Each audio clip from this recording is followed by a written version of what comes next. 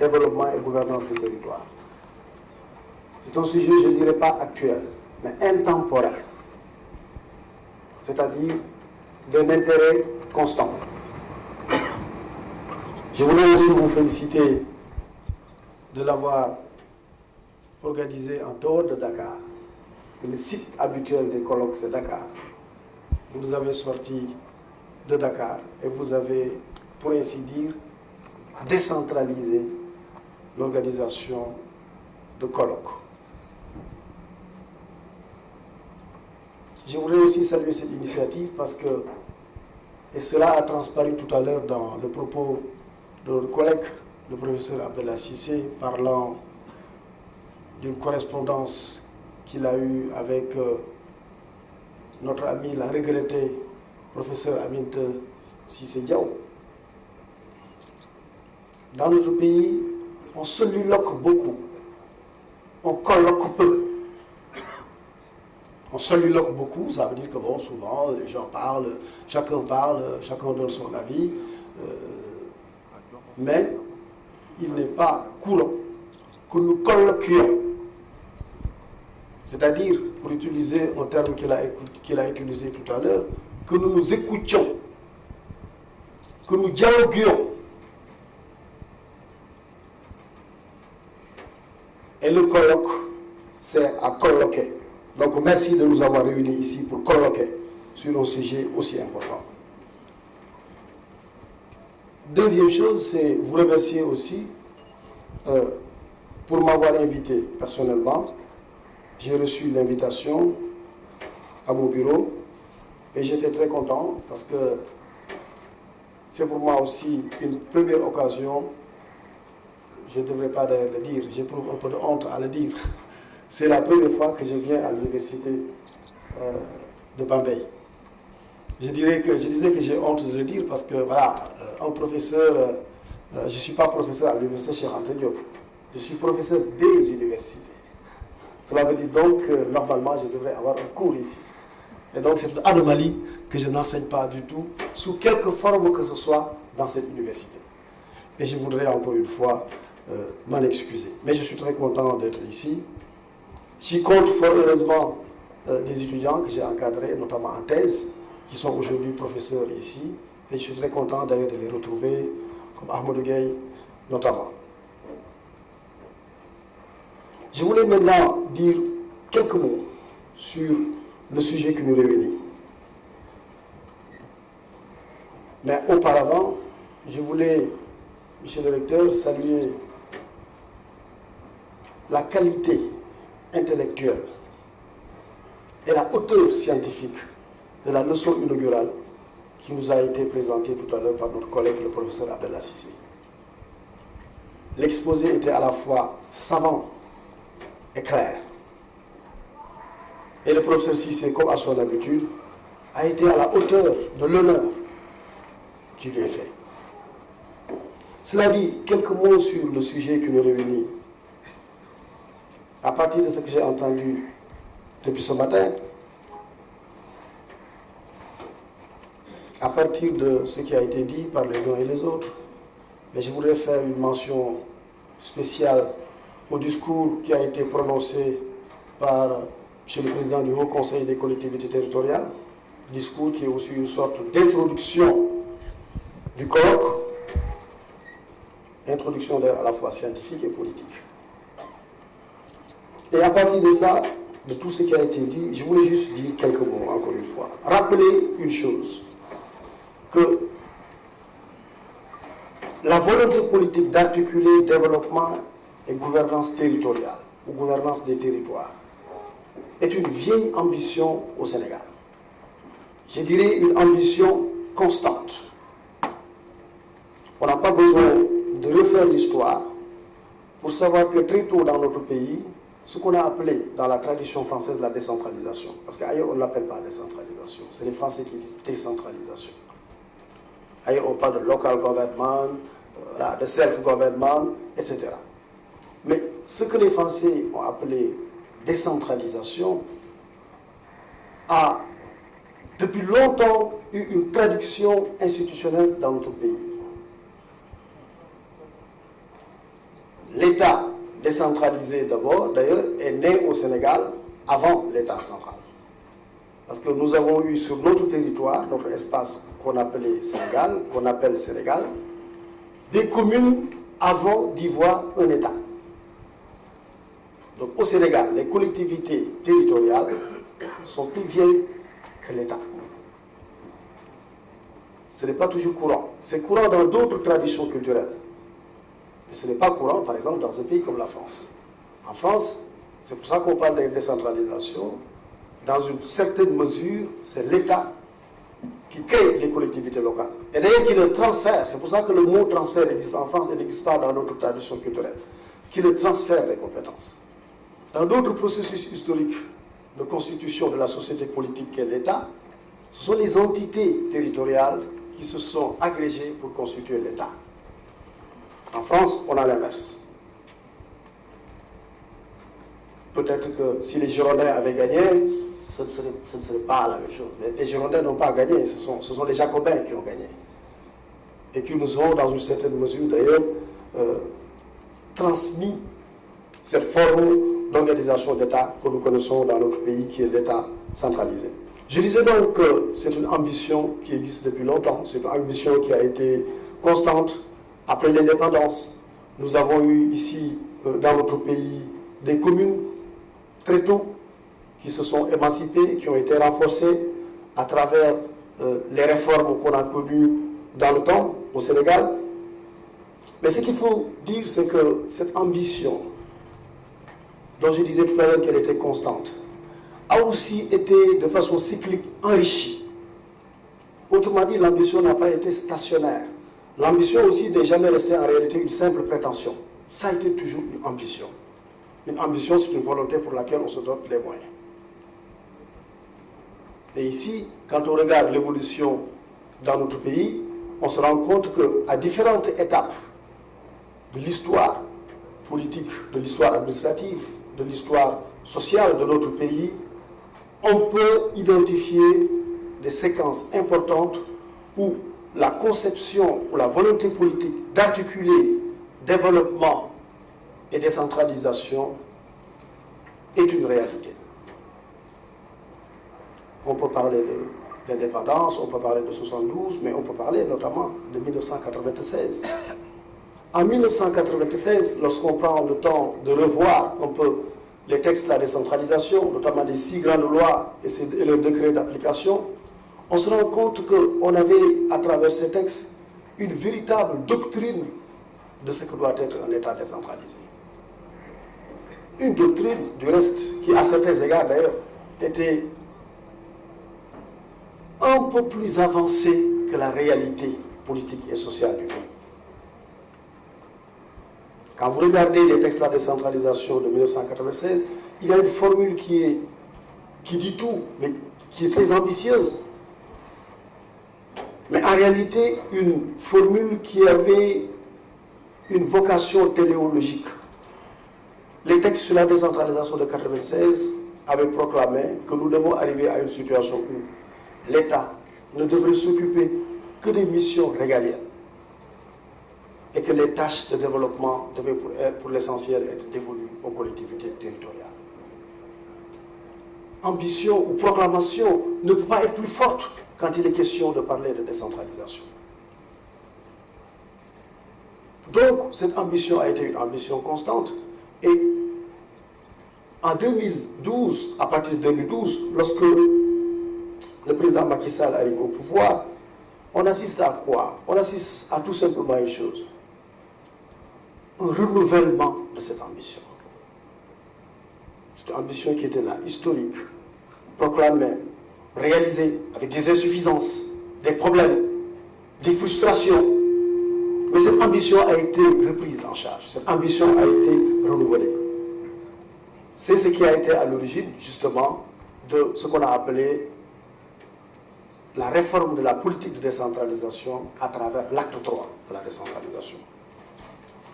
Il y a eu beaucoup de discussions recevables d'ailleurs sur est-ce que c'est l'acte 3, est-ce que c'est l'acte 4, etc. Tout à l'heure d'ailleurs le professeur Cissé nous appelait à un acte 4.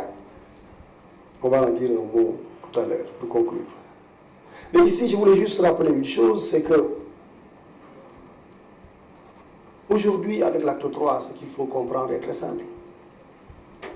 C'est qu'il y a une nouvelle philosophie de la vision de la décentralisation. Pendant longtemps, les proclamations politiques, encore une fois, ont été très fortes. Les traductions institutionnelles significatives. Le Sénégal, ce n'est pas nouveau, depuis 1996, disposait en Afrique des dispositifs institutionnels les plus sophistiqués. Mais j'ai dit dispositifs institutionnels les plus sophistiqués. Mais souvent, on voit par exemple que quand il s'agissait d'évaluer le niveau des transferts financiers faits de l'État aux collectivités locales, on n'était pas toujours bien placé. Pour ne pas dire d'ailleurs, on était souvent mal placé. Quand il était question de juger ou de mesurer les dépenses effectuées au plan local, directement au plan local, comme l'appelait de tous ses voeux tout à l'heure le président du conseil départemental de Diourbel, on se rend compte là aussi qu'on n'est pas bien placé. Et que nous sommes un pays où l'essentiel de la dépense publique s'effectue à partir du haut, avec les inconvénients qu'il a éloquemment tout à l'heure soulignés. Donc il y a une nouvelle philosophie dans l'acte 3 de la décentralisation. Il y a l'ambition d'une meilleure rationalisation des institutions. Ça ne veut pas dire que le schéma institutionnel qui a été choisi actuellement est le meilleur, est l'optimal, non. Mais ce qui est important ici, c'est qu'il y a la volonté de retrouver le schéma institutionnel le plus approprié. C'est ce qui a expliqué, par exemple, la suppression des régions aux collectivités locales, l'érection du département dont on a considéré qu'il était une entité qui cristallisait le plus de solidarité pour en faire une collectivité locale. Le choix reste discutable, évidemment. Tout choix reste discutable. Mais ça a été une option qui participe simplement de quoi? De l'esprit d'avoir le meilleur schéma institutionnel. Faire de la commune la collectivité de proximité, avoir des départements qui cristallisent les solidarités les plus fortes dans le cadre d'un terroir et en faire une collectivité locale. En attendant de trouver les moyens institutionnels, politiques, culturels, financiers, d'avoir des entités plus viables, plus fédératives, qu'on a pour l'instant appelées les pôles territoires. Donc il y a ici une nouvelle philosophie qui se traduit par la volonté d'une meilleure rationalisation.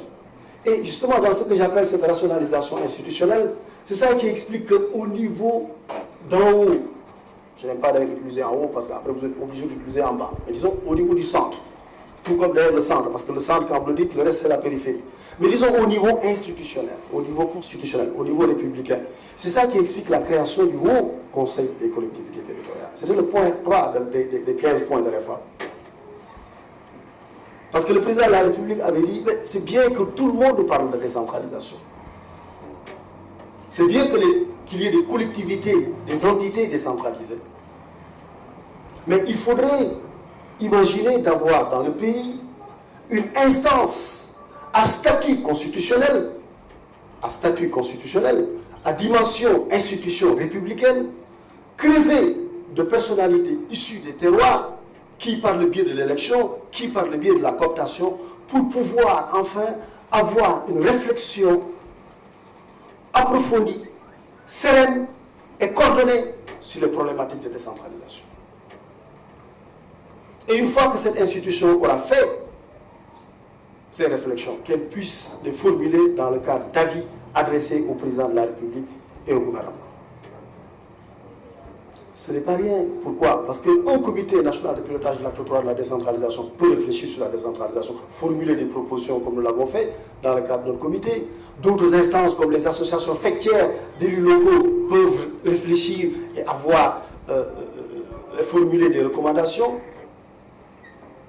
Mais c'est une valeur ajoutée qu'une bouche républicaine, qu'une bouche institutionnelle puisse le dire. C'est-à-dire qu'une institution de la République, habilitée et mandatée pour réfléchir sur ça, puisse le faire. C'est ça qui explique qu'au niveau institutionnel, qu'on a eu le Haut Conseil des collectivités territoriales.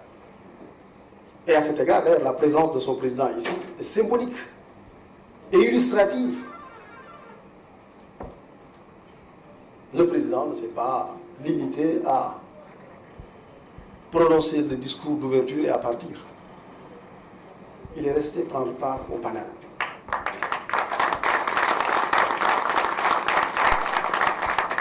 Je voulais donc, pour terminer, montrer qu'il y a une nouvelle philosophie qui anime l'acte 3. Il y a la volonté d'avoir une meilleure rationalisation institutionnelle, une meilleure allocation des ressources. Une meilleure allocation des ressources. Et je voulais rassurer le professeur Cissé, il a raison quand il a dit attention à ne pas encore augmenter la pression fiscale pour renforcer les collectivités locales. Trop d'impôts tue l'impôt d'ailleurs. Et il a raison.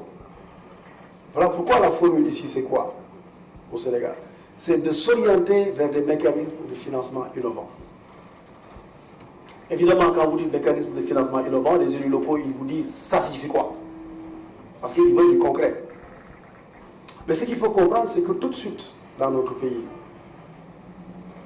ce qui a été déjà commencé, en attendant la finalisation de l'étude qui est en cours sur le mécanisme optimal d'allocation ou de répartition des ressources entre l'État et les collectivités locales, c'est qu'il faut quand même dire que notre pays a la chance de s'orienter de plus en plus vers l'exploitation de ses ressources naturelles. On parle des mines, on parle des hydrocarbures. Et tout de suite, le gouvernement a pris la décision d'affecter désormais 20% de tout ce qui est revenu ici des opérations minières aux collectivités locales. Enfin, par revenu, il faut quand même comprendre la redevance minière et les droits fixes. 20% désormais transférés aux collectivités locales. 0,5% du chiffre d'affaires des compagnies dans le secteur minier notamment est aussi affecté au développement local. Ce n'est pas rien. Et dans la perspective aussi de développement des hydrocarbures, il faudrait qu'on trouve des formules équivalentes. Autrement dit, il faut optimiser la part des collectivités locales dans ce qui va être nouvelles ressources. Nouvelles ressources. Parce que vous savez, il est plus facile de distribuer de nouvelles ressources que des ressources traditionnelles. Parce que les ressources traditionnelles, il faut apprendre à ce qu'il avait. Et ça, je pense que c'est une perspective qui est intéressante. Notre pays a la chance d'être un pays qui, sans ressources naturelles, a plus de 6% de croissance. Ce n'est pas moi qui le dis, c'est le FMI qui le dit. Sans ressources naturelles, plus de 6% de croissance. Dans la plupart des pays africains, le taux de croissance, s'il est à 2 chiffres ou à un peu moins, c'est essentiellement lié à l'exploitation des ressources naturelles. Quand on dit la Côte d'Ivoire a un taux de 10%, 5% au moins, c'est les ressources naturelles. Quand on dit le Nigeria a 8% de taux de croissance, 7% au moins, c'est les ressources pétrolières. Dans notre pays, nous avons la chance d'avoir un taux de croissance de plus de 6% sans ressources naturelles. Parce que nous ne sommes pas encore un pays qui exploite ses ressources naturelles. Nous entrons dans cette phase. Et je pense qu'aujourd'hui, un des thèmes qui doit aussi mobiliser notre réflexion, à la fois dans ce colloque, mais aussi, je le pense, M. le Président, au niveau du Haut Conseil des collectivités territoriales, c'est comment articuler cette perspective de l'exploitation des ressources naturelles avec la gouvernance territoriale. Parce qu'il faudrait éviter que la gestion ou la gouvernance des ressources naturelles soit exclusivement une affaire de l'État. Et l'État n'est pas demandeur, évidemment, parce que l'État a toujours une tentation naturelle à accaparer. Mais l'État serait, j'en suis sûr, preneur de réflexions abouties sur cette question-là. Comment faire de l'exploitation des ressources naturelles une opportunité pour véritablement maintenant relancer le développement local et la gouvernance des territoires dans notre pays. Ça me paraît important comme question, ou questionnement, comme diraient les philosophes. Donc voilà, et aujourd'hui aussi, on l'a dit, dans cette nouvelle philosophie de l'acte 3 de la décentralisation, il y a une variable qui est importante, qui est nouvelle. C'est la dimension aménagement du territoire, territorialisation des politiques publiques. Tout à l'heure, je disais que pendant longtemps, ou depuis longtemps, nous avions des dispositifs institutionnels les plus sophistiqués en matière de décentralisation. Mais le problème, c'est que la part de l'aménagement du territoire était parfois négligée. en tout cas l'aménagement du territoire, et je peux le dire sous le contrôle du directeur général de l'ANR qui est là, c'était un peu le parent pauvre des mouvements de décentralisation que le Sénégal a historiquement connu. C'était le parent pauvre. Parce qu'on a oublié aussi que la politique d'aménagement du territoire, d'unification physique, de distribution équilibrée des ressources, de la promotion de ce qu'on appelle l'équité territoriale, n'a pas seulement un caractère économique. Non, elle est aussi le conditionnement spirituel de la collectivité. Cela veut dire que c'est parce que le territoire est judicieusement aménagé que les différentes communautés ou les différents individus qui peuplent ce territoire peuvent être fièrement rattachés au lien national. Et ça, c'est une dimension que s'évertue à intégrer l'acte 3 de la décentralisation. C'est pour ça, et je vais finir par là, qu'au fond, l'acte 3 de la décentralisation, comment il faut le comprendre, c'est que c'est une nouvelle méthode de réforme de la décentralisation. C'est une nouvelle méthode. Je rencontre parfois des gens qui me disent oui, mais avec l'acte 3 de la décentralisation, on n'est pas d'accord. La réforme n'a pas réussi. Je dis non, la réforme vient de commencer. Je dis l'acte 3 de la décentralisation n'est pas une réforme qui s'épuise dans une loi ou des décrets. Non, c'est un processus qui s'ouvre. C'est un point de départ. C'est un horizon des possibles désormais en matière de gouvernance territoriale. La réforme est à son point de départ et non à son point d'aboutissement ou son point d'arrivée. Et ça, c'est intellectuellement et philosophiquement très important à comprendre. Donc, il s'agit en réalité d'une réforme qui s'inscrit dans le cadre d'un processus. Voilà pourquoi je voulais rassurer le professeur Cissé. Il serait peut-être intéressant d'avoir un acte 4. Mais l'acceptation de la formule de l'acte 4, c'est oublier que, en fait, cet acte 3 de la décentralisation, en réalité, est simplement un processus qui peut durer des années et des années et des années encore. Et c'est justement un essai très spécifique par rapport aux réformes antérieures. Et justement, parce que c'est un processus, parce que c'est un point de départ, parce que c'est une dynamique et non une loi, simplement, l'acte 3 de la décentralisation s'inscrit dans le cadre de l'inclusion. Il y a beaucoup de réformes qui ont été faites au Sénégal où on a fait de l'inclusion, mais avec l'acte 3 de la décentralisation, on a tenté d'avoir, par exemple, un comité national de pilotage de l'acte 3 de la décentralisation. Le professeur Cissé, le professeur Diagne en parlait tout à l'heure. Le professeur Diagne, par exemple, témoignait du caractère plus ou moins, il ne faut pas exagérer, mais du caractère plus ou moins représentatif quand même de ce comité national de pilotage, dans lequel on retrouvait les différentes familles d'acteurs locaux. Je ne vais pas les énumérer tous, mais voilà, les représentants des élus locaux, les représentants du gouvernement, les universités, les syndicats, la société civile, etc.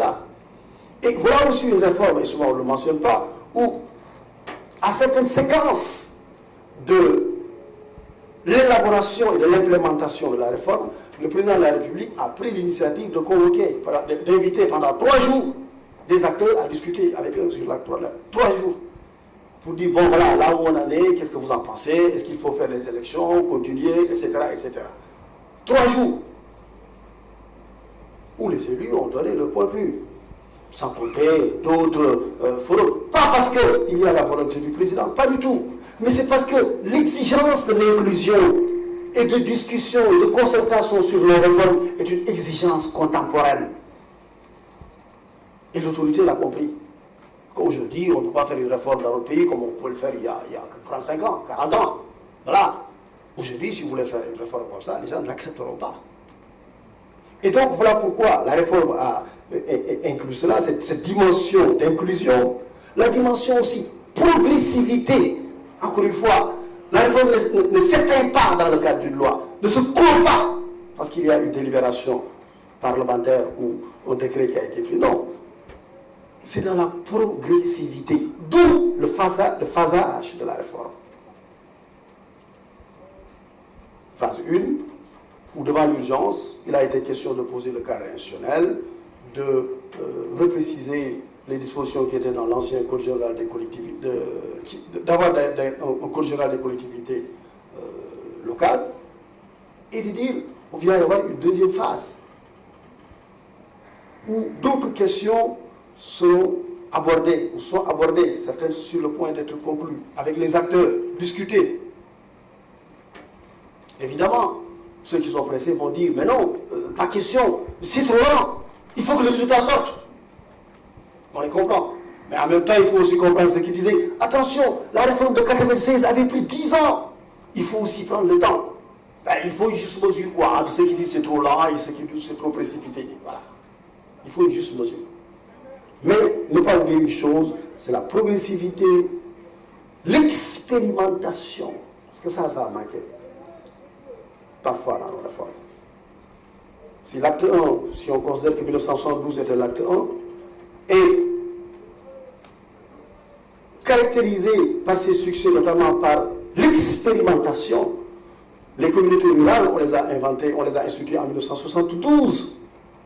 La généralisation s'est clôturée en 1900, a été faite en 1982. Et même 83, si on lui met la communauté rurale intervenue dans la région de Dakar, à l'époque Sangalkam. Progressivement, expérimentation. Et là aussi, la réforme a compris que si vous voulez faire de la décentralisation, des réformes de décentralisation, il faut aussi de l'expérimentation. C'est cette option qui va notamment être envisagée pour les pôles de développement. Il n'est pas question de dire, bon, décrète, il dit 7 pôles, voilà, 7 pôles, etc., c'est fini, on y va. Non. Il est question de dire, il faut expérimenter la mise en œuvre des pôles. En se fondant sur les solidarités territoriales qui existent et sur la volonté des entités qui veulent constituer un pôle. C'est l'option de l'expérimentation. Donc pour conclure, je voulais juste encore saluer la pertinence de ce colloque en espérant qu'il va nous permettre d'avancer dans la réflexion sur une politique publique majeure, une politique publique transversale, parce que la particularité de la décentralisation, j'ai l'habitude de dire, il est très facile dans un pays de faire une réforme constitutionnelle. C'est facile. On dit non, le mandat du président, on ne veut plus que ce soit 7 ans, 5 ans, le Parlement, on veut faire ça, je ne sais pas moi, voilà, on veut créer telle institution. C'est pas si compliqué en réalité. Et puis après, vous faites intervenir le peuple par un référendum, et puis l'acte est pourvu de légitimité maximale. On peut dire l'enseignement supérieur, on va réformer, bon, c'est un peu compliqué, mais voilà.